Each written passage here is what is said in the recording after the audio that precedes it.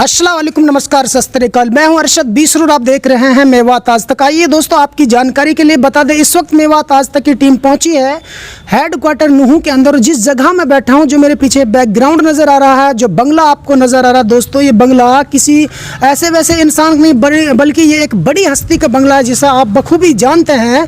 वो चौधरी तैयब हुसैन का पिता मरहूम चौधरी यासीन खान, जिसे मेवात बाबा कौम मानती है, वो उस बाबा चौधरी मरहूम यासीन खान का ये बंगला है बैकग्राउंड में। और मेरे साथ में जुड़ चुके हैं आसिफ अली चंदेनी जी। मैं इनके पास इसलिए आया हूं क्योंकि ये एक उच्च कोटि के समाज सेवक भी है और काफ़ी लंबे टाइम तक इन्होंने अखबार में पत्रकारिता भी की है, उसमें भी इनका काफ़ी अच्छा नाम था।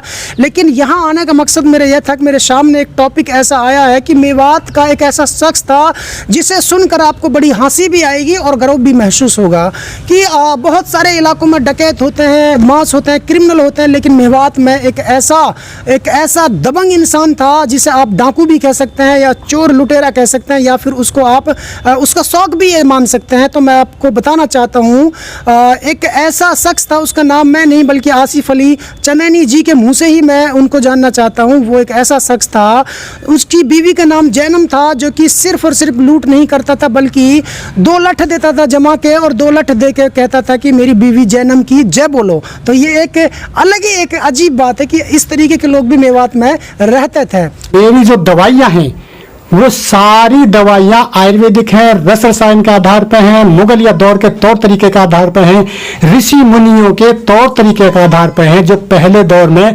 आयुर्वेदिक पद्धति प्राचीन पद्धति के आधार पर थी। लकवा का है, गठिया का है, रेंगन बाय का है, कंपन बाय का है। और सेक्सुअल मामले में अल्लाह का शुक्र है लाख लाख बार, लोग मुझे 30 साल से सिर्फ और सिर्फ चर्म रोग, गुप्त रोग के नाम से ही जानते हैं। सेक्सुअल में मर्द औरत के सारे ही प्रकार के वो रोग आ जाते हैं जिनको आवाम के सामने खुले तौर पर नहीं बताया जाता। यहाँ से हम ज्यादातर दवाई चर्म रोग की, गुप्त रोग की, धात की, नमर्द की, सुस्ती की, बांझ की, लिकोरिया की, लाल पैरों की, और हमारी मेन पॉइंट्स ये है कि इंसान के बदन से खून कहीं से भी निकल रहा है, वो सारा खून किसी भी प्रकार से हो, नक्सीरी से, बवासीर से, लाल पैर से, सारी हम दवाई अपने यहीं से पूरी दे देते हैं, बाजार के लिए कुछ नहीं लिखते। और सेक्सुअल मामले में भी ज्यादातर हम दवाइयाँ अपने पास से वो नुस्खे देते हैं जो मुगलिया दौर के होते हैं, हमारे बने हुए होते हैं और लोगों को फायदा मिलता है। और 30 साल से हम काम कर रहे हैं। जी, मेवात आज तक में आपका बहुत बहुत स्वागत है। शुक्रिया अरशद भाई। मैं भी सबसे पहले अपने समाज को, अपने इलाके के लोगों को तहे दिल से सलाम कहता हूँ और मेरी बात से कोई नाराज़ ना हो। वैसे तो मेऊ में बहुत बड़ी हस्तियाँ हुई हैं। पहाड़ ऊपर एक निदामपुर गांव है, वहाँ की मिसाल है। उसने बैल की फातिया करी, भाई मल्लून ने करी, दुनिया काई को डोले है अड़ती, मल्लून ने करी बैल की फातिया, निदामपुर व 52 सुबड़ती और बैल की लेकिन नहर पर या मल्लाह का नाम जब मैं 6 साल का था तभी से मैं सुनता चला। अच्छा आसिफ अली जी, मैंने ये नहर पर या मल्लाह का जिक्र कई सभाओं में देखा है, सुना है, कई लोगों से सुना, पर पुख्ता जानकारी नहीं मिली है। तो कई लोगों ने आपका नाम लिया था कि इसके बारे में आसिफ अली जी से आप पूछिए, शायद वो कुछ बेहतर तरीके से बता सकते हैं कि आप खोजबीज करते रहते हैं पुराने इतिहास के बारे में। तो आप विस्तार से बताया कि उसका इतिहास क्या था। नहीं, नहर पर या मल्लाह ये नहरपुर पहाड़ ऊपर है या नीचे है, लेकिन नाम बहुत सुना है और मुझे उसको देखने का भी जब वो करीब 90-85 साल के थे मौका मिला। हम एक तारीख पे गए हुए थे। नहरपुर एक तो डैमरो तो का गाँव है। नहरपुर नहीं है ये। जी। ये तो दहंगड़ों का नहरपुर है। और वो बहुत ही मशहूर लंबे तड़ंग 6 फुट से ऊंचे जवान थे और उनकी एक अपनी टीम थी। मैं चोर डाकू लुटेरा तो कह नहीं सकता कि उनका नाम भी बहुत सम्मान से लिया जाता है। और आज भी मिसाल दबंग किस्म के आदमी थे, पहाड़ में रहते थे, उसकी चौधर चलती थी इस पहाड़ में। अब मैं उस ज़्यादा, क्योंकि वो जो आदमी इस दुनिया में नहीं है उसके माझी में नहीं झांकना चाहता, लेकिन दबंग थे। मुझे उसका कैसे पता चला कि वो एक बार गुड़गांवा अदालत से निकल रहा था जी।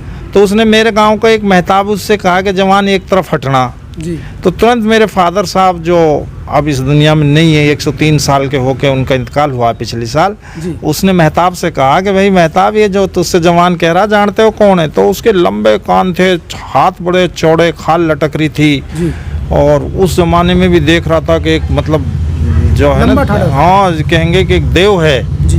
तो ये नाहरपरिया मल्लाह है। तो उसकी हमने फिर अपने वालिद से सुनी, और उसकी आज भी मिसाल दी जाती है, जैनम की जय तो बोलनी पड़ेगी। तो वो इस पहाड़ में रहता था जी, काले पहाड़ में। काले पहाड़ में, जहाँ का हमने कल भी आपने जिक्र करा, यहाँ उसका अड्डा था। अब उनका क्या था, पशु चराते थे या क्या करते थे, क्या बिजनेस था, मैं उसमें डिटेल में नहीं दोस्तों आपको मैं बताना चाहता हूँ जानकारी के लिए कि आम जो मेवात की जो कौम है, मेवात के जो बासिंदा है, वो काले पहाड़ को जो नूह की जो घाटी, इसको बांधवा घाटी के नाम से जानते हैं पुराने लोग। तो ये बांधवा घाटी उसी को कहते हैं जो नूह से ताउडू के लिए चढ़ी जाती है। तो दोस्तों इसी बांधवा घाटी के बीचों बीच एक चौपटा है, जहाँ पे एक बहुत पुराना 100 साल पुराना पापड़ी का पेड़ भी है, वहीं पर उसका ठिकाना रहा करता था। तो जी फिर किस तरीके से वो जय बुलवाता था अपनी बीवी? नहीं, अब वो कहते तो ये हैं कि भाई जिससे पे पैसे धेली ना मिले तो फिर उसके 2 लाठी चूतड़न पे देवे, वो हौली देवे, तेज देवे तो दग लगनिया ही बताएंगे, और दंड लगवावे, बोल जैनम की जय, तो जैनम की जय बुलवावे। वो जादिन 4 पैसा कम मिले तो दादिन लड़ी के तेरे जय भी तो बुलवाता हूँ मैं। तो वो अक्सर कर लूट भी कर लेता था, और जैनम की जय तो वो बुलवाता ही बुलवाता था। हमारी दादी की जय तो वो बुलवाता ही था। आसिफ जी की जो जैनम की जय बुलवाता था, क्या वो अपनी बीवी से बहुत ज्यादा प्यार करता था, दादी से, या फिर उसका दबाव मानता था? क्यों जय बुलवाता था उसकी? अब ये तो दादा मल्ला ही बता सके, या हमारे पास नायब चौधरी खड़े हैं, चौधरी तला, ये बता देंगे जी ये कि जैनम की जय वो जरूर बुलवाता था। ये बिल्कुल हकीकत है कि वो 1 लाठी मारे और चूतड़ पर बोल जैनम की जय, और 4 दंड लगवाओ जैनम के नाम की, चल तो कर देवे वो भाई। तो ये हकीकत है कि नाहरपुरिया मल्ला जैनम की जय बुलवा करो जी। किसी ने तो ताजमहल बनवाया, किसी ने कोई और यादगार बोलो, जीते जी से तमाम मेवात पे जो वहाँ के निकले, जैनम की जय बुलवा करो पैदल के रास्ते में जी। तो ये मिसाल है, जब अपनी अपनी है, जिसका यही प्यार था कि भाई। तो दोस्तों देखा आपने, ये सुना होगा कि शाहजहां ने मुमताज़ के लिए ताजमहल जहां तैयार कराया था, वही मेवात में एक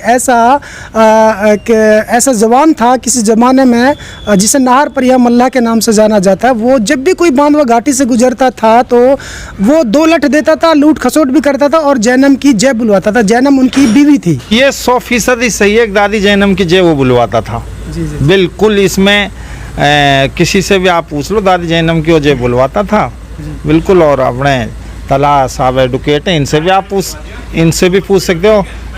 तो दोस्तों आज हमने आपको नाहरपरिया मल्लाह का एक छोटा सा एपिसोड दिखाया है। इसमें उसका सिर्फ इतना ही मैटर था कि आजकल के बच्चों को पता नहीं है, वो बहुत बड़ा डाकू तो नहीं था, उसका शौक था, एक अपना एक कुछ संगठन सा अपना साथ रखता था, 10-20 लड़के रखता था साथ में, और जो भी पहाड़ से गुजरता था उससे कुछ पैसे भी वो छीन लेता था और दादी की जय बुलवाता था। यानी कि 2 लठ देता था, जो नहीं बोलता था उसमें 4 लठ देता था, उसे दंड लगवाता था और जय बुलवाता था। वो इसका शौक था। एक तरह से ये एक मिसाल है, क्योंकि किसी ने ताजमहल बनवाया, किसी ने कुछ बनाया, तो उन्होंने अपनी बीवी के नाम से लोगों पे जय बुलवाई थी, अपनी दबंगगिरी के फायदा उठा करके, जो आज भी मशहूर है। मेवात में कई मिसालें दी जाती हैं कि भाई जैनम की जय तो आपको बोलनी ही पड़ेगी। तो वो जैनम की जय तक आज मेवात आज तक की टीम जीरो ग्राउंड से उस खबर को दिखा रही है। इसकी खोज करते करते आज हम नूह हेडक्वार्टर पहुंचे हैं। यहाँ पर आसिफ अली चंदेनी जी ने कुछ चंद बातें उसके बारे में हमें तफसील से बताई थी। तो दोस्तों फिलहाल इतना ही, फिर लेकर हाजिर होंगे ऐसे एक ताज़ा अपडेट। तब तक आप बने रहिए सिर्फ और सिर्फ मेवात आज तक के साथ।